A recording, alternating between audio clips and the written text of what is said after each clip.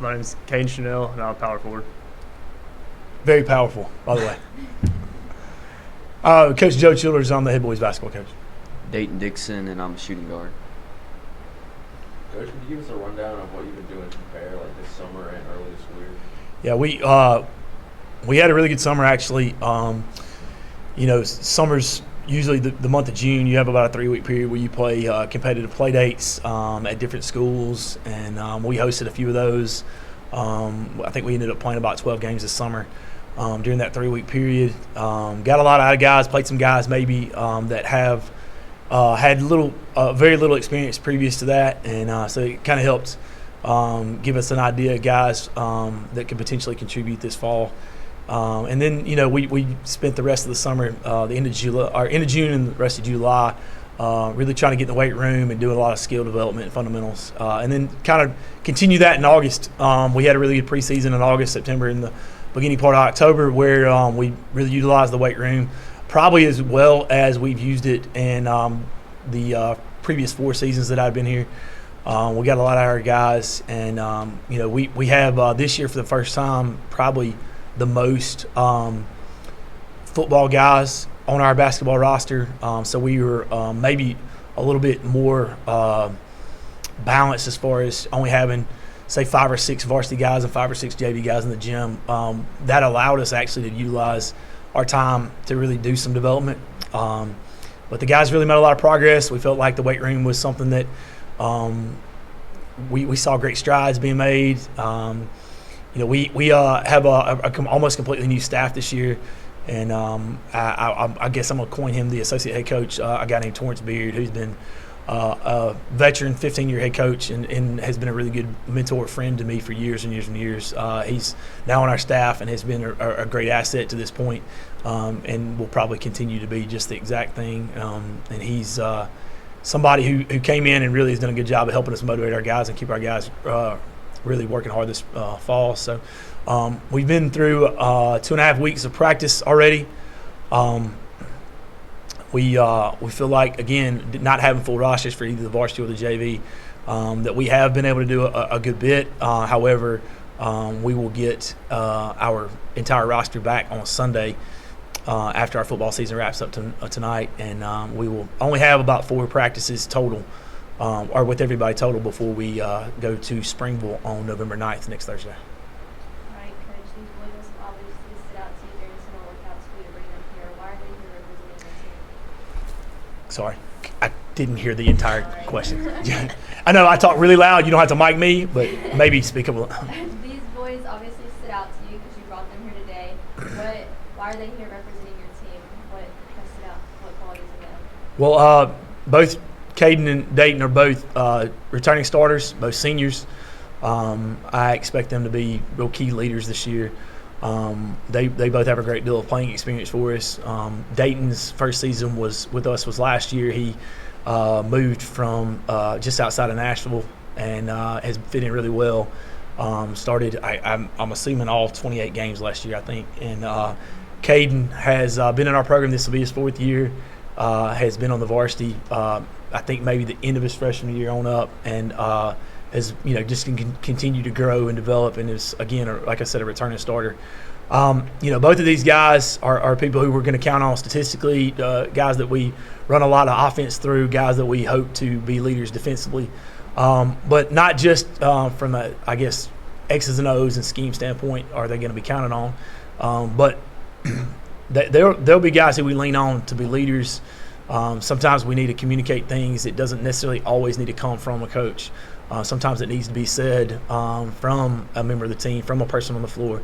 So sometimes it's really makes it easier on us as coaches that we know we have guys that we can rely on. Pull aside, hey, go talk to the guys about this, or let's get them into this instead of that.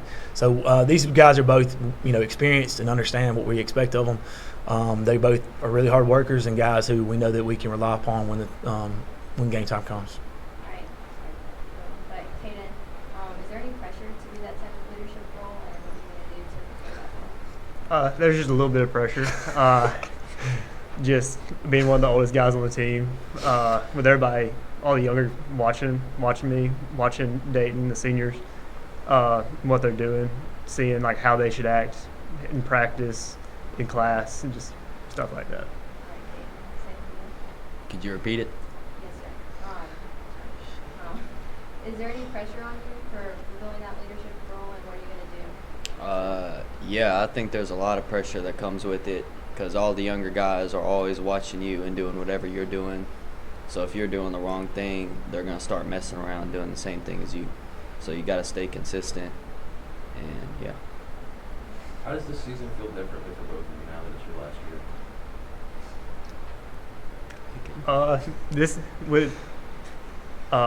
It's a lot of younger team, so it's more new people and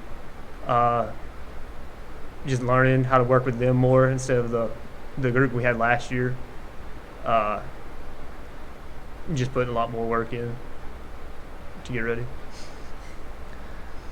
I think I've spent my whole high school career just working up towards this moment and being that leader, a senior on the team. So yeah, it's been all these years working just for this. All right, we'll start with Caden and go over the Can I? I'm sorry. I'm gonna throw something I didn't think about a second ago. The last 2 seasons we've had really heavy senior classes. We've had 7 and 7 the last 2 years. That's pretty big for a basketball team, basketball roster. Most of the times, teams keep, I guess, a low end would be about 10. To some teams may keep 14 or 15. We usually keep around 12 guys on our varsity. I would think that's about average what we've kept. So for the last 2 years, for us to have had 7 seniors both years, it has not always lended itself to giving us a chance to bring younger guys along during the time, during the season. We've had so many seniors, and you have a few juniors, and then you have a lot of seniors and a few juniors, and so now it's kind of a completely opposite of that. We only have 4 seniors this year, which is what you would think is probably more average on a high school basketball team. But the key to that is that the 4 that we have, 2 of them are guys who moved in last year. We're both transfer students from other schools that moved into our zone. And 2 of them are guys who have been with me since they were the summer before their freshman year. So they've kind of been a really good mix. And because there's only 4 of them, because all 4 of them have some good leadership roles and know how to set good examples, we have now given ourselves a good chance that the young guys that we are going to have to rely on have good influence in front of them. The guys that we are counting on to be leaders, there's an expectation that has been set because they saw big senior classes before them. They understand what they need to do, and there's no doubt that these 2 guys can take on that role to help kind of guide the younger guys who maybe don't have that experience. We're going to have a freshman that's going to be in our rotation this year. There's a couple of juniors that will be in the rotation that have not been in our program as varsity contributors to this point. They've been sub-varsity guys, and so we're going to rely on guys with these seniors that don't have the experience, that need to, because of that heavy senior class prior to this, they weren't on the varsity last year. So these guys are going to be relied upon probably heavier than the previous year's senior leaders. So I don't have any doubt that they're capable, but they do have a big shoulder load to bear. So. All right. Caden, what are you looking forward to about the upcoming season? I'm looking forward to just competing and winning games. I feel like a goal that I have is just getting past the area tournament in the season. Could you repeat it? What are you looking forward to for the upcoming season? Yeah, I'm looking forward to coming out and competing every game, showing what we can do, what we work for, and how we're going to put it out. Coach, with the turnover of guys and the addition of Coach Beard, kind of what is your offensive philosophy, defensive philosophy? What can the Brookwood community look forward to this year? Offensively, well, first of all, I kind of have always viewed things in the idea of not necessarily being so focused on one particular way to play. At the high school level, we are to play with the hand that we are dealt, and because of that, it could change from year to year. The talent level, the skill sets, So, defensively, we have had years where we could have done things a little differently. We still figure to play some of the same stuff defensively. We've been a team that's played a matchup the last 3 years and have gotten some really good play out of that. But we have not been able to play much, I would say, just straight man-to-man, and we haven't been able to do a lot of pressing. Neither one of those things are completely out of the picture. Those things we're considering, throwing in the mix this year. But again, we're trying to do what's best for the kids and what fits our players and our skills the best. Offensively, again, if you're every team that's got 2 large post players, you may want to put two bigs on the floor at the same time. We don't particularly feel like we have just kids who are going to be around the basket. We feel like we have some kids who maybe play a position that would sometimes be deemed a post player, but can also shoot the ball really well. And, some of our best shooters are guys who may play around the basket a significant amount as well. So, we try to be pretty versatile. I would assume that we're going to be a team that plays not just, a free-flowing game. We're probably going to have I'm probably going to control and dictate a little bit. We'll be a team that calls quite a few sets instead of just letting them play and roll. But at the same time, that's stuff that's dictated by, the tempo of the game, the way the game's being played, what the score is, and things like that. So, sometimes it may be a game where we are specifically running sets over and over and over again, but it also, the next night we could be playing a team where I don't have to call as much, and I can put the ball, so to speak, in the hands of my guys and let them roll. So I don't necessarily want to shoot myself in as being a coach that has one offensive philosophy that I stick to every year or one defensive philosophy that I stick to every year. The only thing that I know is that offensively we're going to try to be unselfish, and we're going to try to make sure that we get the best shot possible. And we're not going to be a team that's has to shoot from the perimeter too much. Or a team that necessarily throws the ball in the post all the time. We're just going to try to execute and get our best shot possible. Defensively, we're going to make sure we play hard, and we're going to make sure we do the little fundamental things right. We're going to try to make sure we're always a team that's going to block out. We're going to be in good position to help. We're going to make sure that we're a team that takes charges and dives on the floor for loose balls and things like that. Kind of thing that we've always prided ourselves on the last few years has been the acronym ATD, and that's attention to detail. We want to make sure that we are doing the little things as well as we possibly can. So, for both of you, what about this season and this team feels different than the ones that years past? Back again, what I said earlier, just how young they are. That's just the most different to me. I played with the same group of people since my freshman year, and this year playing with a lot more younger kids is a lot different, and that's what it is. Repeat it again, please, Caleb. What about this team feels different than the ones that years past? I feel like like you said, we're younger, and we've worked a lot harder this year than I would say we have in previous years. A lot more weight room, a lot more conditioning, a lot more time in the gym. What motivates you to put in the effort every day and for the past 4 years to show up to practice and be the best that you can be? Just how competitive I am, wanting to go out and win, and just working together with my team. That also motivates me, trying to win as a team, do good. Right, Dave. What motivates me, I just like to go out there and win games and give it my all. Coach, how do you keep the team motivated after a loss? I think there's an expectation and a standard set. I do believe a 90% type number of coaching, and at least at the high school level, is psychological. It's motivating kids. It's getting kids to buy into and be a part of something that's bigger than them, and to buy into and play a certain way that gives you the best opportunity and best chance to win. With that being said,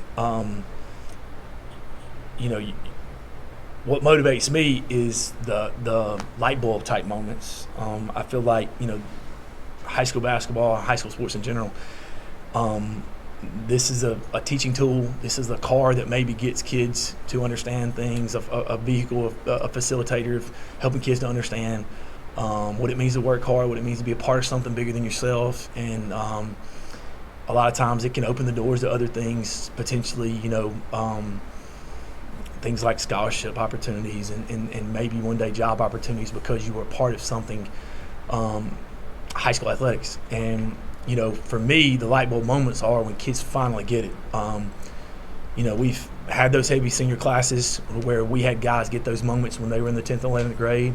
Now, this smaller senior class, they all were contributors last year, and they all kind of understand what's expected.